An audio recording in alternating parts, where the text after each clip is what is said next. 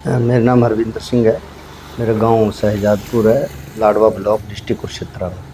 पढ़ाई मैंने ग्रेजुएशन की है और उसी दौरान मैं खेलता भी रहा हूँ। तो फिर मैं उसके बाद मेरी इंडियन टीम में सिलेक्शन होगी। 95 में मैं इंडियन टीम में चला गया था। तो मैं ब्लैक बेल्ट 98 में मैं एक जूडो का खिलाड़ी रहा हूँ। तो उसके बाद फिर मैं बल्कि बाद में एडवांस ट्रेनिंग के लिए मैं टोक्यो भी गया, कोडोकान जूडो इंस्टीट्यूट में। वहाँ भी रहा हूँ मैं।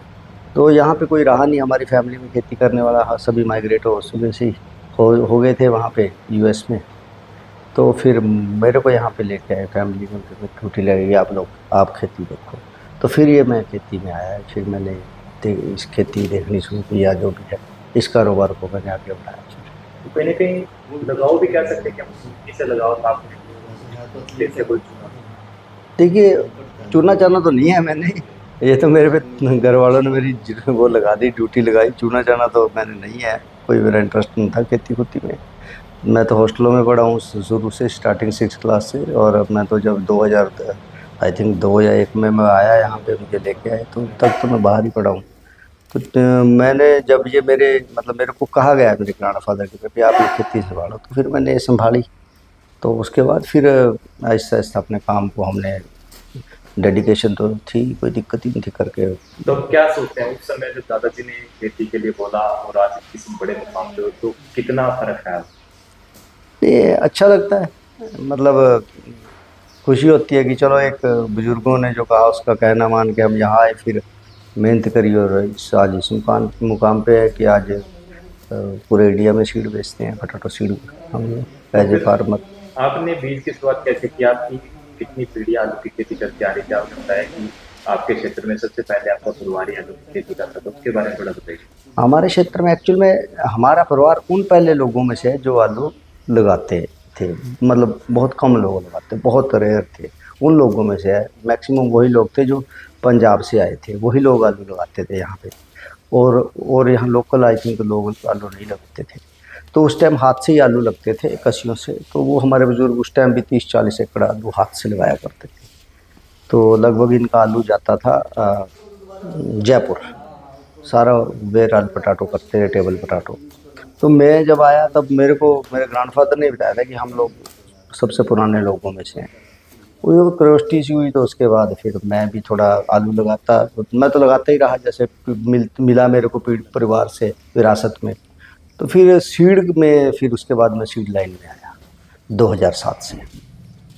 तो सीड में आने की क्या वजह, कैसे आए, क्या सोच के आए? सीड में वो जलंधर एक बार सीड लेने गया था, तो मैंने उससे पूछा कि भाई ये नया सीड चाहिए, कहते ये सारे नया है। मैं बोला जब ये नया पैदा कर सकते तो हम क्यों नहीं यार। तो फिर उसके बाद हमने देखा, इसकी स्टडी की और इसके बारे में पता किया, साइंटिस्टों से मिले, फिर इसकी ट्रेनिंग ली। और फिर 2007 से अपना सीड का वो शुरू कर दिया हमने। फिर अपना आहिस्ता आहिस्ता हमने अपना ब्रांड लॉन्च कर दिया मार्केट में, और आज हम अपने ब्रांड से ही आलू बेचते हैं। तो कितने स्टेटों में आपका बीज जाता है, कितनी वैरायटी आप तैयार करते हैं? देखिए, नॉर्थ में आप ऊना से स्टार्ट हो जाओ, ऊना, पंजाब, उत्तर प्रदेश, हरियाणा, गुजरात, मध्य प्रदेश, नॉर्थ बंगाल, वेस्ट बंगाल और नॉर्थ ईस्ट। मतलब ऐसा कोई स्टेट नहीं है जहाँ पे आलू लगता हो और हम आलू ना देता हूँ। कहीं पे हम ज़्यादा हैं, कहीं पे हम काफ़ी देते हैं, कहीं पे हम थोड़ा देते हैं। देते लगभग हर स्टेट में हैं। कितनी वैरायटी का बीज तैयार करते हैं? लगभग 8 से 9 वैरायटी होंगी हमारे पास टोटल। एरिया वाइज है कि एरिया के ऊपर है कि किस एरिया में कौन सी वैरायटी की डिमांड है, तो हम उसी हिसाब से ग्रो करते हैं। तो सिर्फ किसानों को ही बीज दिया जाता है या कंपनी से भी आपके टाई अप है? हाँ, मेरे 2 गुजरात की कंपनी है, उनको मैं डायरेक्ट सीड सेल करता हूँ।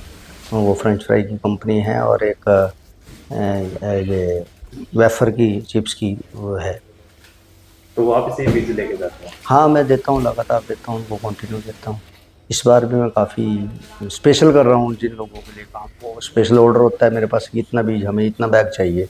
हम प्रोडक्शन करते हैं, हमारा ही सब कुछ रहता है उसमें।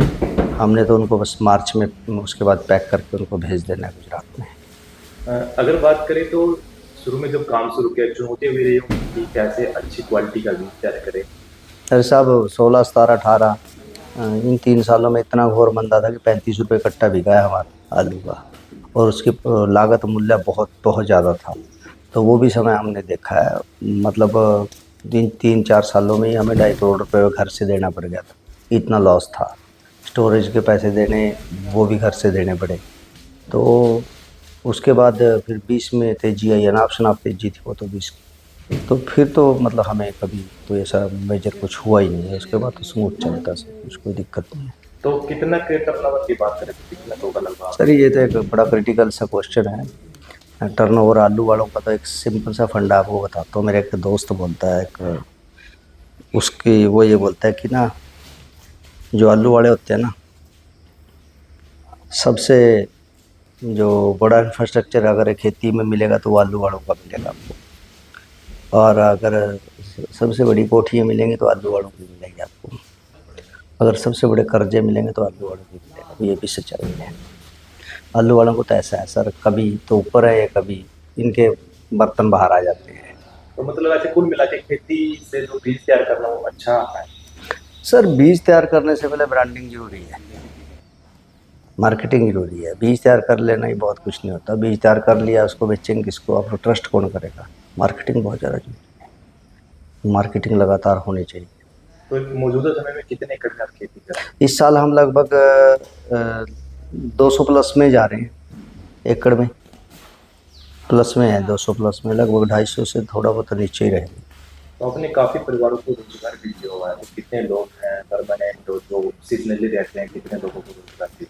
परमानेंट पेरोल पे तो 22 आदमी हैं शायद हमारे, 22 होंगे या 22-24 ऐसे ही होंगे। और जो परमानेंट हैं, और जो सीजनली हैं उनकी तो डिमांड के ऊपर है। जैसे समय है, सपोज करो टाइम थोड़ा है हार्वेस्टिंग का, या हीट जल्दी आ गई तो जल्दी तो वो लेबर बढ़ा देते हैं हम लोग। तो लेबर लगभग हार्वेस्टिंग के टाइम तो 150 ग्रेडिंग पे, और हार्वेस्टिंग पे 150 औरतें के आसपास तो काम करती रहती हैं, अच्छा। और आदमी अलग से हैं। अच्छा, थोड़ा बताओगे कौन कौन सी वैरायटी आप तैयार करते हैं? हम लोग पुखराज के पुखरा कुफरी पुखराज है, कुफरी मोहन, एलआर, संटाना और डियामेंट, और कुफरी उदय 7008 बोलते हैं जिसको भी हमारे उसमें। और ये 5-4 2-3 वैरायटियाँ और हैं जो मतलब थोड़ी क्वांटिटी में लगाते हैं, पर लगाते हैं। जैसे हिमालयनी हुआ या कुफरी ज्योति हुआ। तो इस तरह से हम करण है, कुफरी करण है। तो कहीं लैब वगैरह भी स्थापित की हुई है कैसे? नहीं, वो हमारा सब्जेक्ट नहीं है साहब। हम पोटैटो सीड ग्रोवर हैं। लैब एक वो अलग चीज़ हो जाती है, वो बिल्कुल अलग है। मतलब मैं उसको अलग नज़रिए से देखता हूँ। हम सीड प्रोडक्शन करना हमारा काम है, ठीक है ना सर। हम लोग क्या करते हैं, G0 लेके आते हैं। यूनिट जो होते हैं, एरोपोनिक यूनिट लगा लो, चाहे आप कोकोपीट वाली, वहाँ से G0 हम लेके आते हैं। और G0 से हम G3 तक, यानी 2 के बाद हम 3 हम सेल करते हैं। यहीं तक हमारा है बस। तो अभी लैब का तो अभी हमारे दिमाग में कुछ है नहीं ऐसा कि लैब, क्योंकि लैब डिफरेंट है, बिल्कुल अलग है। उसको लोग यूनिट को भी लोग लैब बोलते रहते हैं। वो एक्चुअली यूनिट एक अलग चीज़ है जहाँ पे आपका G0 तैयार होता है। लैब वो होती है जहाँ पे मिलीमीटर प्लांट तैयार होता है। तो वो भी दो चीज़ें अलग अलग हैं अपने आप में। तो वो सब लोग एक ही चीज़ को उसको लैब ही बोलते रहते हैं। जो सपोज करो एरोबोनिक यूनिट है, उसको भी लैब बोला, वो लैब ही, वो तो एक G0 तैयार करने की जगह है। एक्चुअली आपने बताया था कि आपके साथी जॉब खिलाड़ी थे, तो आपके साथी बड़े अच्छे लोकप्रिय थे। हाँ, बहुत तो हैं। कहीं आपको महसूस होता है कि हाँ मैं खिलाड़ी का तो मैं किसी बड़ी नहीं नहीं, पोस्ट ऐसा कुछ नहीं महसूस होता है। मैं देखता हूँ उनको, बढ़िया है वैसे, बड़ी अच्छी अच्छी पोस्टों पे है। कोई डिप्टी कमांडेंट है, कोई डीएसपी है, बहुत अच्छी अच्छी पोस्टों पे है। तो सारे अच्छी पोस्टों पे हैं मेरे साथी। नहीं, वो सब मिलते हैं तो बड़े खुश होते हैं, हम इंजॉय करते हैं आपस में। कोई ऐसी बात नहीं है। जल्दी कोई कंपटीशन होता है, कई बार मुझे बुला भी लेते हैं वो। तो अपने जो सैनिक काम है तो आगे आपने बढ़ाया तो काफी अच्छा लगता है। हाँ, तो ये एक्चुअल हम आखिरी लोग हैं। आखिरी मीन्स अपनी जो फैमिली के तो शायद अगर आगे कोई, मुझे नहीं लगता कोई बच्चा मतलब आप शायद हमें, हम लोगों को शायद, हम जद्दी ज़मींदार जो हैं आखिरी लोग हैं। आगे बच्चों का मुझे नहीं लगता किसी के आएंगे आसानी से। क्योंकि क्या है, चलो हमने इसको प्रॉफिटेबल बनाया है, मेहनत करके बनाया है। पर ऑल ओवर अगर देखा जाए, मतलब काफ़ी कुछ लोगों के पास स्किल नहीं है। स्किल की कमी की वजह से कई बार फेल हो जाते हैं लोग। तो इस वजह से वो धंधा ही छोड़ जाते हैं खेती का, कि ना प्रॉफिटेबल तो है ही नहीं। तो ये आलू भी लगाने वाले किसानों के लिए कोई संदेश? आलू लगाने वाले किसानों के लिए एक ही संदेश है कि जो हमेशा बीज नया बीज लगाएं, लेके लगाएं। वही पुराने बीज को लंबे समय तक, क्योंकि वो ईल्ड तोड़ देगा और वायरस से इन्फेक्टेड हो जाएगा और ईल्ड तोड़ देगा, तो उससे आपको आर्थिक नुकसान बहुत होगा। नया बीज आपको थोड़ा बहुत हो सकता है महंगा मिले, आपको एक बार लगेगा कि यार ये महंगा पड़ रहा है, पर वो ना आपको अपना मूल्य मोड़ेगा जाके, जब आपको निकासी देगा, आपको आपका निकलेगा खेत में जाके और रोग रहित होगा, तो उसका आपको बेनिफिट होगा, अच्छे मूल्य में आलू बिकेगा आपका। तो हमेशा मैं ये कहूँगा भी जैसे आप गेहूँ का बीज नया लेके लगाते हो थैली, ऐसे ही हमेशा आलू का बीज भी नया लेके लगाइए।